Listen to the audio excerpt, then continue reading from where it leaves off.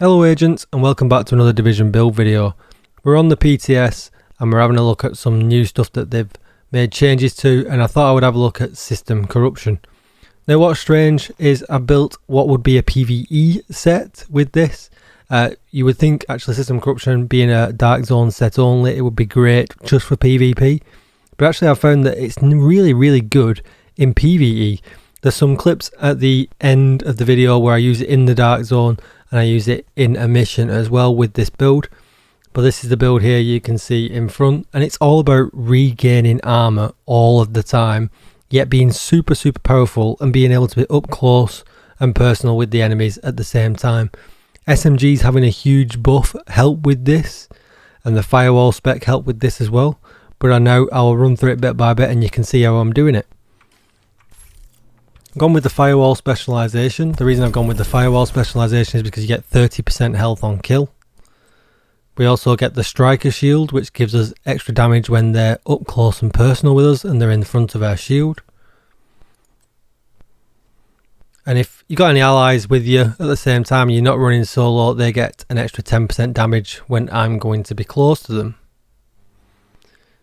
So really good, really nice. I've not gone with gunner because if you look at the gunner specialization, killing enemies only grants you 10% armor, so not worth it. We're not bothered about the med kit specializations because we're using system corruption and that takes over. Guns, I've gone with the Emmeline's Guard.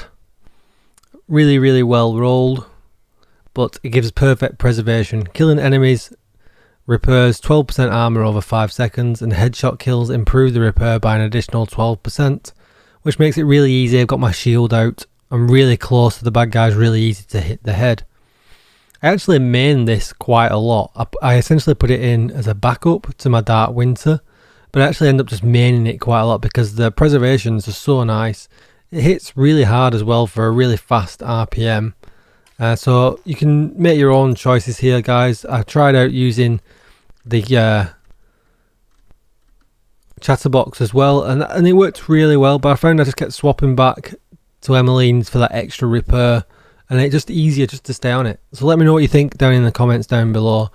But my other gun for offensive, which I generally start off with, would be the Dark Winter, and that's because of this perfect killer.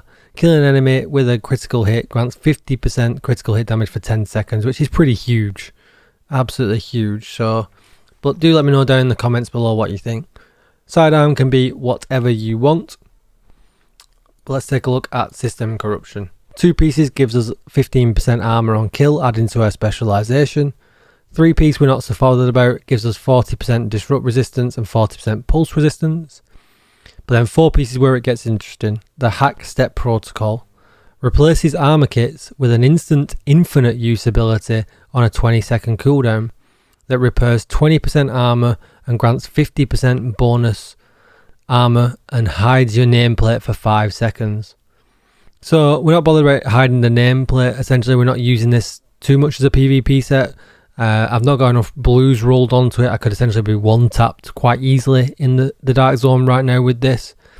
But the fact that you get an infinite use armor kit that's instant, that you get 20% armor with 50% bonus armor is great. And you'll understand why in a minute, that why being in bonus armor is very important to this build. So it also increases total weapon damage by 1% per 5% bonus armor gained up to 20%, and that's going to come pretty easily. And because, you know, it doesn't matter, because that's a percentage buff, it doesn't matter how much armor you have, 5% is always going to be 5%. I'm really lucky with this one. It's you know, pretty max rolled.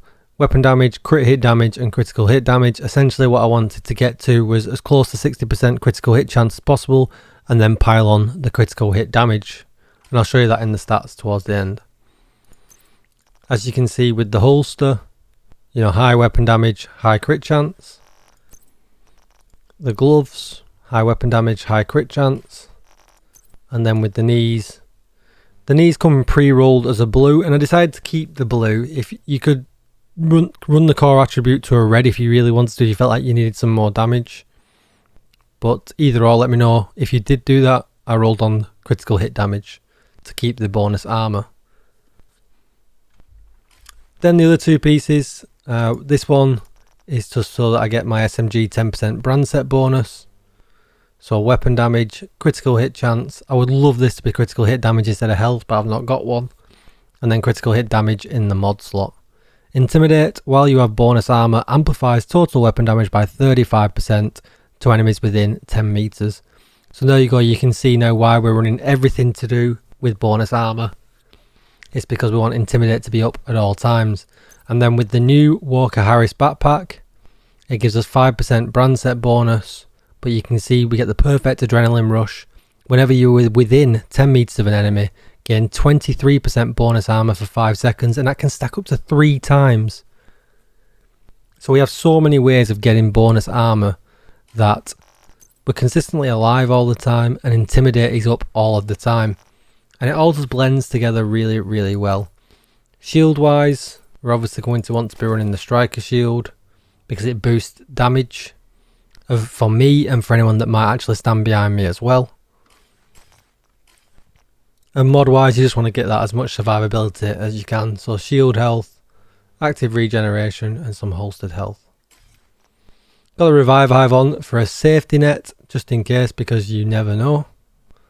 But if I flick over to my stats, I've got 57% crit chance with 108 crit damage with 70% headshot damage. 101k weapon damage, and I'll flick over to the Dark Winter just so you can see. So slightly lower crit chance on this, but slightly higher crit damage. But like I said, I pretty much main the Emmeline's guard because of just how good it is, and you'll be able to see from the clips, it just absolutely shreds. It's insane. Would this be a build that I would run day to day? Probably not, but it works well in heroics.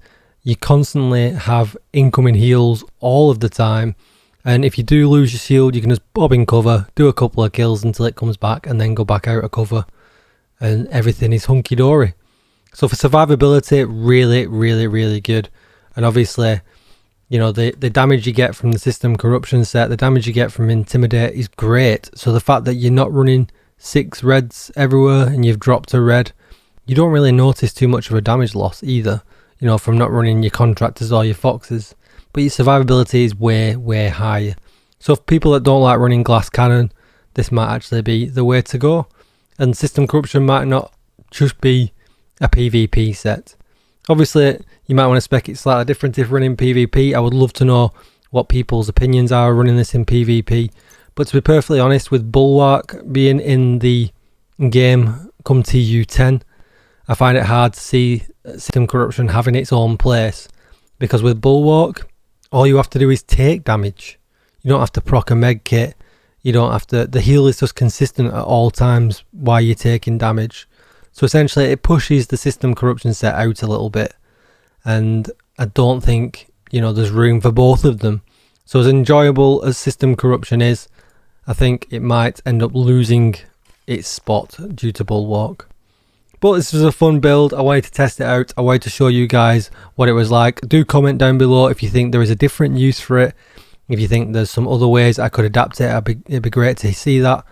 Come and see me over on Twitch, twitch.tv/DJTICKLE, where I stream most days, helping with the raid and doing anything Division related.